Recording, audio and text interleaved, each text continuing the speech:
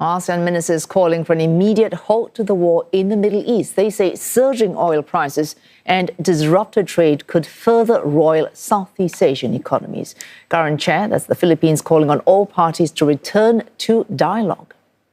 We expressed serious concern over the situation in the Middle East and its impacts in the region and emphasized the importance of the immediate cessation of hostilities, called on all parties to exercise utmost self-restraint and resolve differences through diplomacy and dialogue and respect for international law, including the Charter of the United Nations, in the interest of maintaining peace and stability in the region. Chair Philippines says ASEAN has to strengthen its regional resilience. Trade ministers warn the region's exposure to global oil and liquefied natural gas supply routes could make it particularly vulnerable to further shocks. And AP correspondent Jeremy Koh is covering the story for CNA, and he joins us live from Bangkok. Jeremy, of course, ASEAN trade ministers meeting in Manila, foreign ministers having a special virtual meeting. What did foreign ministers reinforce in terms of commitment to centrality amidst this war? Well, Wei Su, similar to what you said earlier in the program, it's a similar story here in Southeast Asia. Most, if not all, the countries here in ASEAN are already feeling the impacts of the conflict, even though each country has a different level of exposure to higher costs as well as blockages to supply. Now, for instance, some rely quite heavily on Middle East oil or LNG, while others have limited reserves. So the special meeting was for the ASEAN foreign ministers to exchange views on the evolving situation in the Middle East, as well as to address its implications for ASEAN.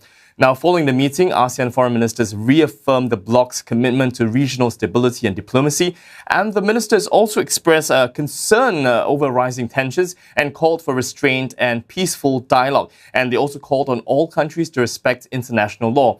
Now, here in Bangkok, Thai Foreign Minister Sihasak Phuangkatkeow held a news conference after the meeting, and he said it's important, given the situation, for ASEAN to demonstrate its centrality, relevance and also capacity for collective action.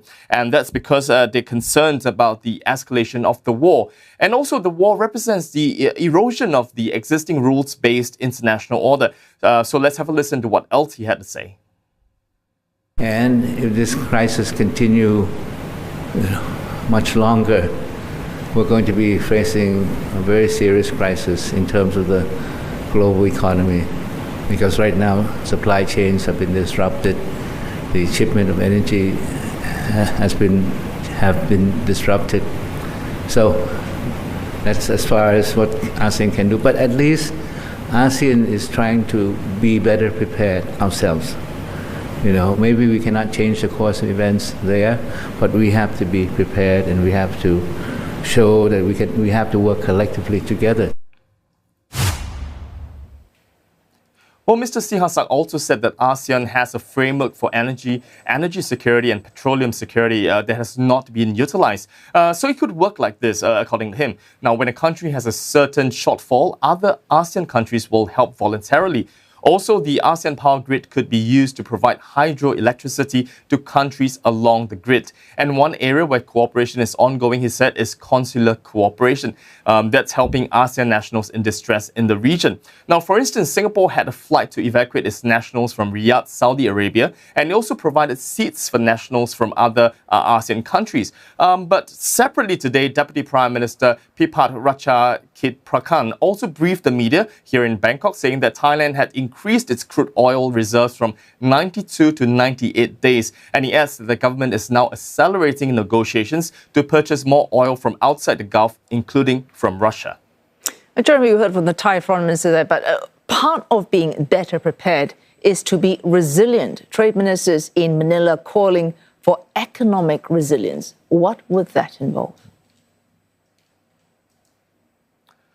Well, that meeting in Manila, large parts of it were quite similar to what's in the foreign minister's statement. But the economic minister's statement also added that to mitigate the economic impact of the global and regional developments, they remain committed to keeping the ASEAN market open for trade and investment, while further reinforcing regional supply chains through the implementation of relevant as well as binding ASEAN agreements. Now, it also stressed the need to safeguard food security as volatile energy and transportation costs could affect agriculture and food productions, fertilizer availability, as well as food distribution systems. Now, let's listen to what the Philippine Secretary of Trade and Industry has to say. Recent developments in the Middle East reminds us of our interconnectedness. Geopolitical tensions are no longer distant headlines. They are immediate economic shocks. They manifest in volatile energy markets, disrupted shipping lanes, and shifting investor confidence. Well, meanwhile, governments in the region are searching for ways to conserve fuel. In Thailand and the Philippines, for instance, officials are told to use less air conditioning and to reduce travel. But really, the impact will ultimately depend on how long the war lasts and whether the Strait of Hormuz remains closed for a long time. Oh, thanks to AP correspondent Jeremy Koh reporting live from Bangkok on the outcomes of ASEAN ministerial meetings today.